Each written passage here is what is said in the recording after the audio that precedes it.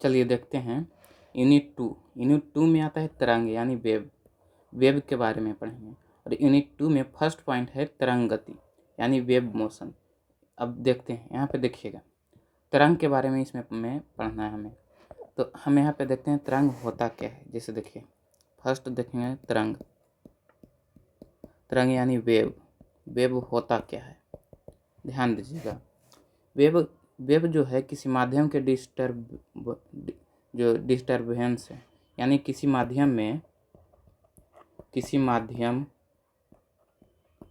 द्वारा विक्षोभ यानी डिस्टर्बेंस यानी हलचल, विक्षोभ के संचरण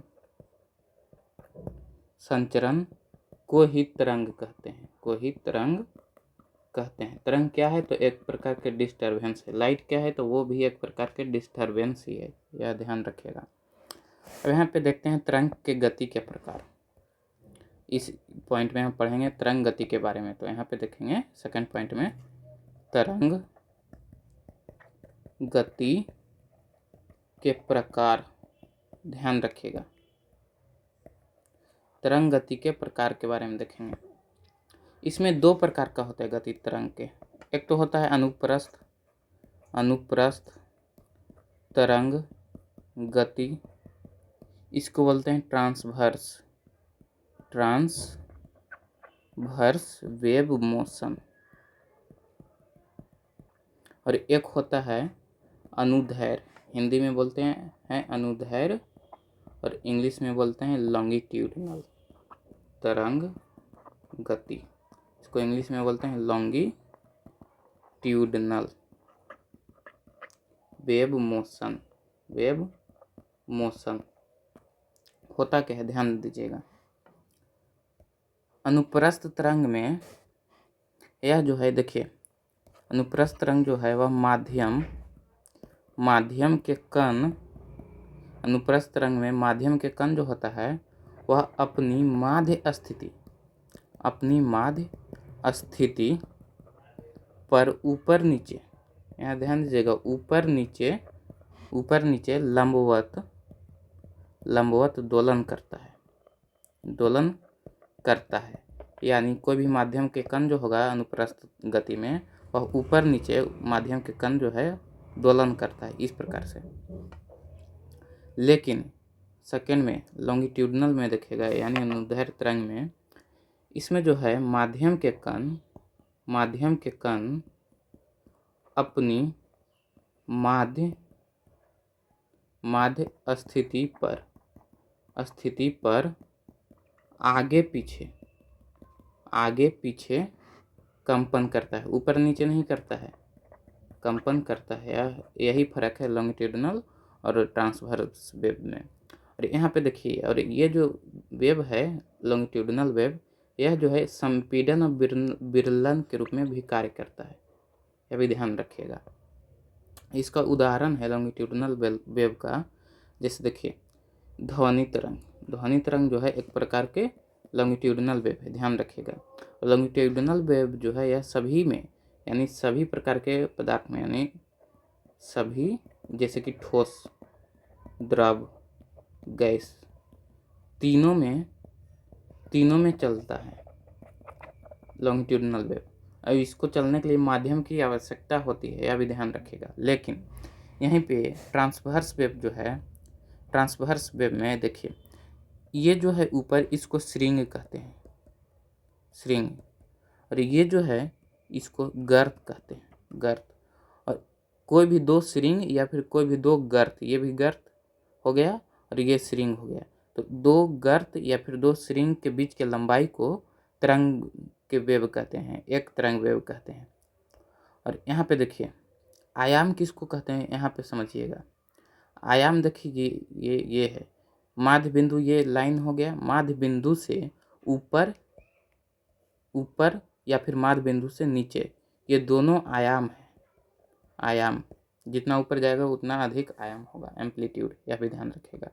इसी प्रकार पानी जो ट्रांसवर्स वेव होता है यानी अनुप्रस्थ तरंग, वह पानी के सतह पर उत्पन्न तरंग होता है अनुप्रस्थ तरंग। पानी की सतह पर उत्पन्न तरंग, और इसी प्रकार होता है प्रकाश तरंग। और ये जो है ठोस और द्रव में चलता है, इसको चलने के लिए माध्यम की आवश्यकता होती है, यह भी ध्यान रखिएगा।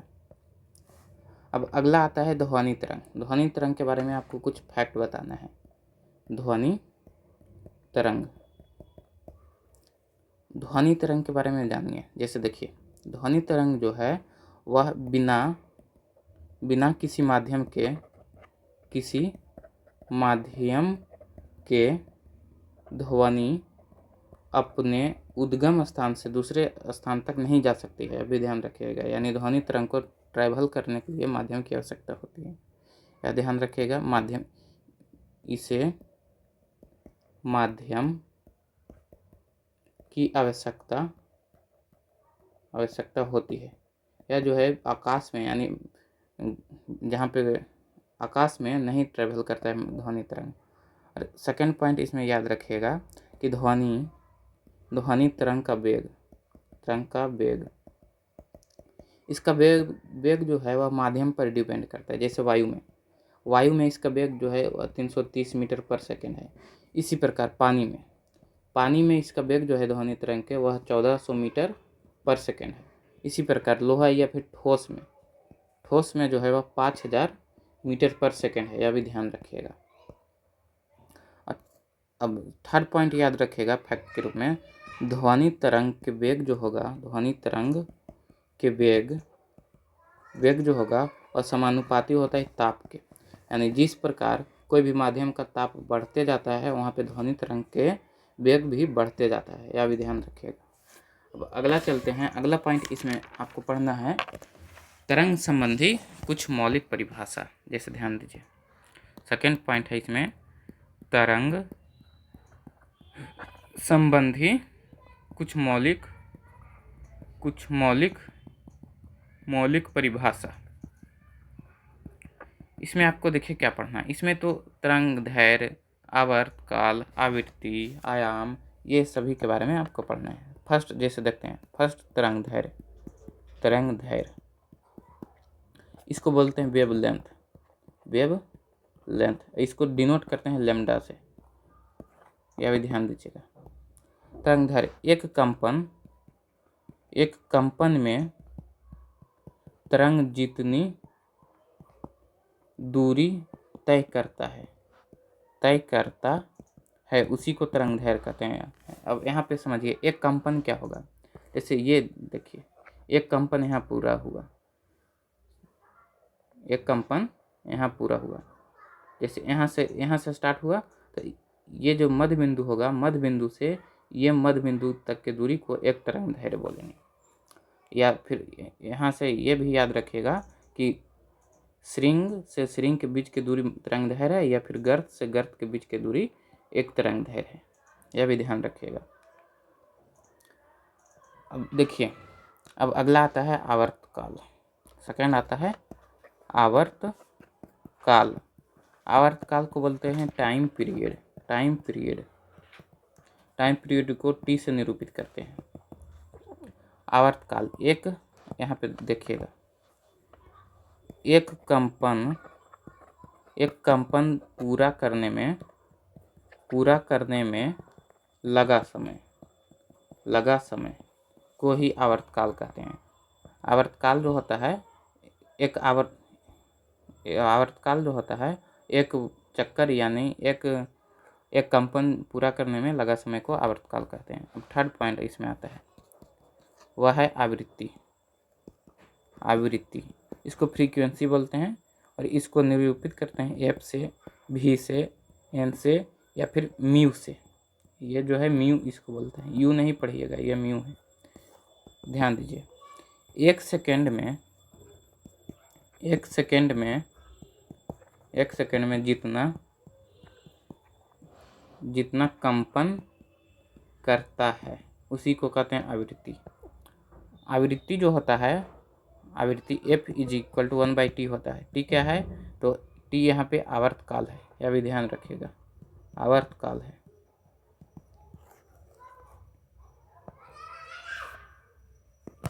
यहाँ पे देखिए, और इसी से निकलता है, जैसे देखिए इसी से निकलता है टी, यानी आवर्तकाल इज इक्वल टू 1/f। दोनों ही सही है, ध्यान दीजिएगा यहाँ पे। और अगला इसमें पढ़ेंगे आयाम। 4 बिंदु होगा इसमें आयाम। आयाम को बोलते हैं एम्पलीट्यूड। पीछे हम बताए हैं आयाम के बारे में। आयाम को ए से निरूपित करते हैं। जैसे देखिए, आयाम क्या है? ये एक तरंग है, तो ये मध्य स्थिति है, ये एक्स अक्ष मान लीजिए, ये मध्य स्थिति है। मध्य स्थिति से जितना ऊपर गया है इसको आयाम बोलेंगे, और जितना नीचे आया है इसको भी आयाम बोलेंगे। आयाम, यह ध्यान रखिएगा। अब लिखते हैं इसके बारे में। जैसे देखिएगा,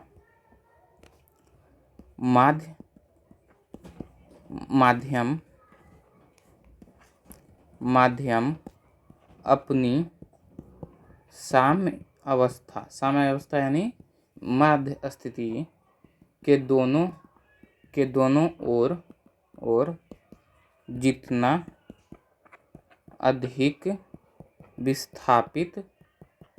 विस्थापित होता है उसी को आयाम बोलते हैं। उसी दूरी को आयाम कहते हैं। यह भी ध्यान दीजिएगा। अब यहाँ पे 5th पॉइंट में आता है कि तरंग दैर्घ्य, वेवलेंथ इसको बोलते हैं, आवृत्ति और चाल में संबंध या फिर वेग में संबंध। जैसे ध्यान दीजिए, एक यहाँ पे देखिएगा, तरंग दैर्घ्य या फिर तरंग के चाल या फिर इसको वेग जो होता है वह तरंग के आवृत्ति यानी म्यू या फिर भी या फिर एफ इंटू तरंग